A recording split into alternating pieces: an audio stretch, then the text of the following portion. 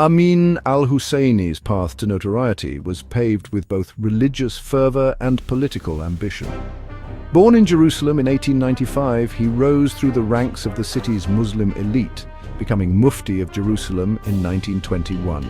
This position, imbued with religious authority, provided him with a platform to champion Palestinian nationalism. During the British Mandate period, Palestine became a land of increasing unrest, with Jewish immigration and land purchases fueling Arab resentment.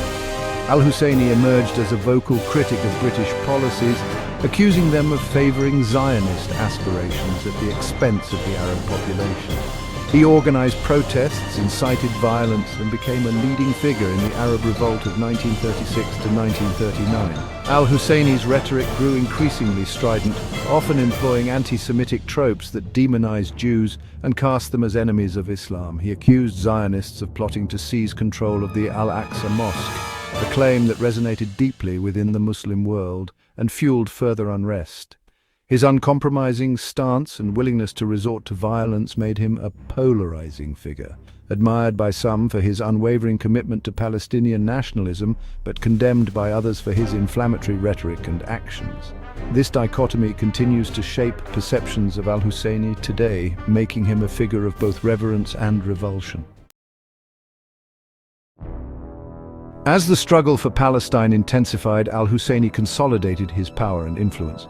He established himself as the preeminent leader of the Palestinian Arabs, commanding the loyalty of many who saw him as their champion against British colonialism and Zionist ambitions. His authority extended beyond the religious sphere, encompassing political and even paramilitary control.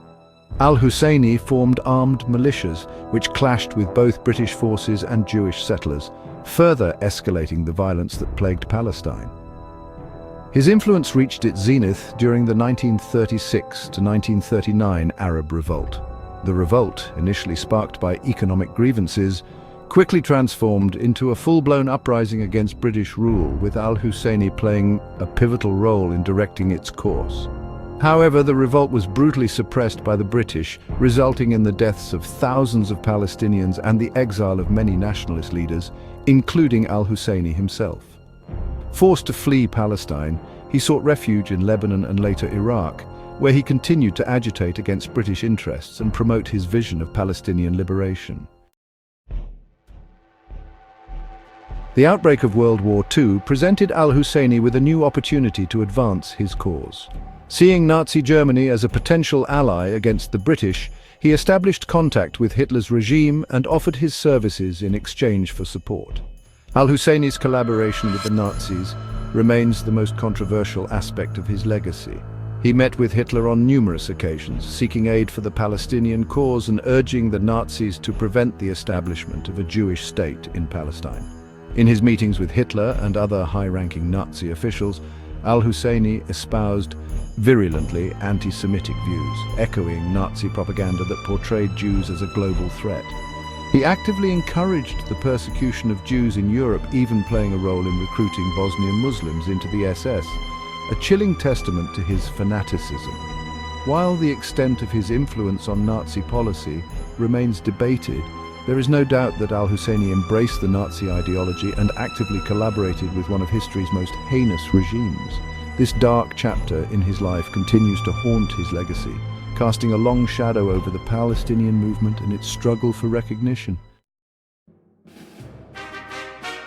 Despite his exile, Al Husseini remained a potent symbol of Palestinian resistance. From his base in Berlin, he broadcast propaganda via radio, urging Palestinians and Arabs to rise up against British rule and sabotage Allied war efforts. His wartime activities further solidified his image as a radical figure, willing to align himself with even the most extreme ideologies to achieve his goals. This uncompromising stance resonated with some segments of the Palestinian population who saw him as a fearless leader standing up to Western imperialism. However, Al Husseini's wartime alliances also alienated many who viewed his collaboration with the Nazis as a betrayal of Palestinian interests. His actions served to further divide the Palestinian movement, creating rifts that would continue to plague it in the decades to come. The legacy of Al Husseini's wartime activities remains a sensitive topic, with some Palestinians seeking to downplay or even deny his collaboration with the Nazis. However, the historical record clearly demonstrates his involvement with the regime and his embrace of its ideology, casting a long shadow over his legacy and the Palestinian cause. After the war, Al Husseini's influence waned, but he continued to play a role in shaping the Palestinian movement. He mentored a young Yasser Arafat, who would go on to become the chairman of the Palestine Liberation Organization, PLO. Arafat, born in Cairo in 1929, grew up idolizing Al Husseini and his vision of a liberated Palestine. He absorbed the Mufti's ideology, adopting his uncompromising stance toward Israel and his belief in armed struggle as the only path to liberation.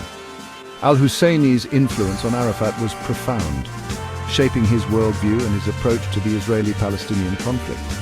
Arafat's own leadership of the PLO would be characterized by a similar blend of diplomacy and violence, reflecting the lessons he learned from his mentor.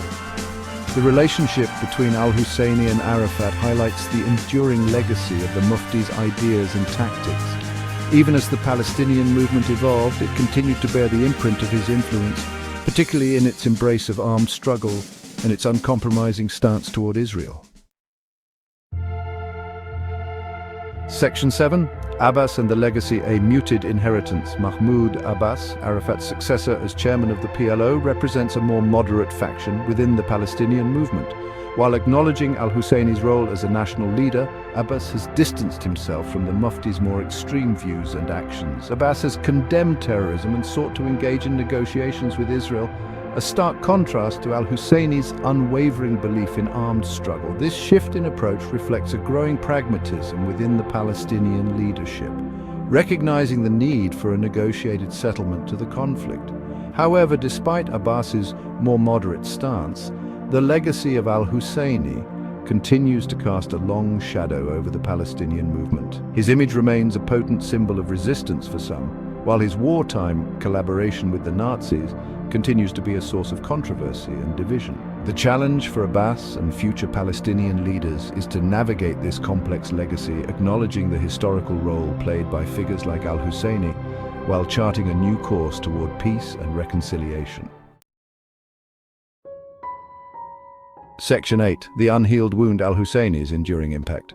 Amin Al Husseini died in Beirut in 1974, but his legacy continues to reverberate throughout the Middle East.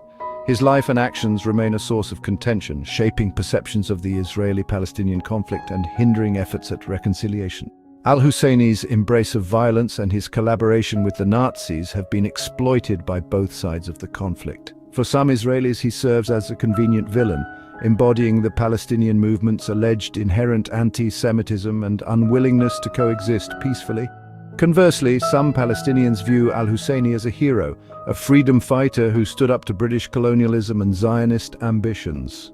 They often downplay or deny his wartime activities, focusing instead on his role as a champion of Palestinian nationalism. This polarized view of Al Husseini reflects the broader challenges of historical reconciliation in the Israeli-Palestinian conflict. Both sides grapple with narratives that demonize the other, making it difficult to find common ground and build a shared future. Section 9. The poisoned well: anti-Semitism and incitement. One of the most troubling aspects of Al Husseini's legacy is the persistence of his anti-Semitic rhetoric within certain segments of Palestinian society.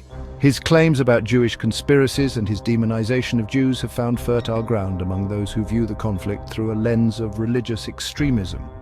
The use of such rhetoric continues to poison the atmosphere, making it difficult to build trust and foster understanding between Israelis and Palestinians. It also serves as a powerful recruiting tool for extremist groups on both sides, perpetuating the cycle of violence. Addressing the legacy of Al Husseini's anti-Semitism is essential for creating a more peaceful future. Palestinian leaders must unequivocally condemn his hateful rhetoric and work to counter its influence within their society. Similarly, Israelis must recognize that Al Husseini's views, while reprehensible, do not represent the totality of Palestinian aspirations. Engaging in dialogue and building bridges with those who seek a peaceful resolution to the conflict is crucial, even as the legacy of past hatred continues to cast a long shadow. Section 10. A troubled legacy. Navigating the Path to Peace. Amin Al Husseini's life and legacy present a cautionary tale about the dangers of extremism and the enduring impact of historical grievances. His story reminds us that the Israeli-Palestinian conflict is not merely a territorial dispute, but a clash of narratives, identities, and historical interpretations. Navigating this complex terrain requires acknowledging the pain and suffering experienced by both sides, while also recognizing the shared humanity that binds them. It demands rejecting the demonization of the other and embracing a vision of a shared future based on mutual respect and understanding. The path to peace in the Middle East will be long and arduous, requiring difficult compromises and a willingness to confront the ghosts of the past. However, by learning from the mistakes of figures like Amin Al Husseini and rejecting the allure of extremism, Israelis and Palestinians can begin to build a more hopeful future for generations to come.